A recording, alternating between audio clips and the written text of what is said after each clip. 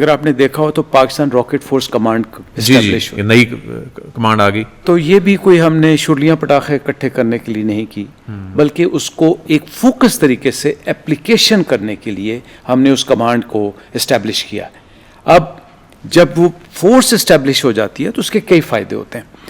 ہماری عام آدمی کی تناظر سے اگر میں بات کروں تو اس میں آپریشنل فلیکسیبلٹی آ جاتی ہے، ورنہ اگر آپ ڈویژن ہو، اگر آپ کو سینٹرلائز کنٹرول ہو تو decision making at the core point مشکل ہو جاتا ہے یا اس میں ڈیلے آ سکتا ہے. سو جب آپ اس قسم کی فورس بناتے ہیں سو آپ اپنے کمانڈرز کو یہ لیوریج دیتے ہیں کہ ٹیکٹیکل سینیریو میں، آپریشنل سینیریو میں آپ جو اقدامات کرنا چاہیں کریں اور فوکس ہو کے اس ٹیکنالوجی کو آگے لے کے جائیں.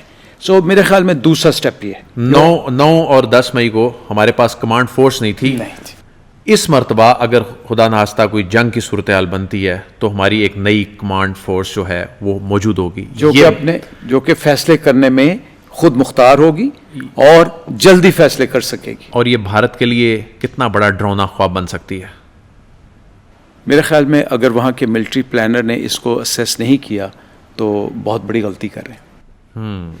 تیسری بات دیکھیں، سرکری کے اوپر اگر ہندوستان کے وہاں جا کے ایک میٹنگ کرتے ہیں، اجلاس کرتے ہیں اور اپنی وہ سیلیبریشن کرتے ہیں تو یہ ہمارے لیے سرپرائز ضرور تھا. بیکاز جیسے ہم ہمیشہ کہتے ہیں کہ ہم امن والے لوگ ہیں، ہم بالکل سمجھے یہ تھے کہ ان کو جو شکست سے فاش ہوئی ہے انہوں نے سبق سیکھا ہوگا اور اپنے اندرونی معاملات پہ.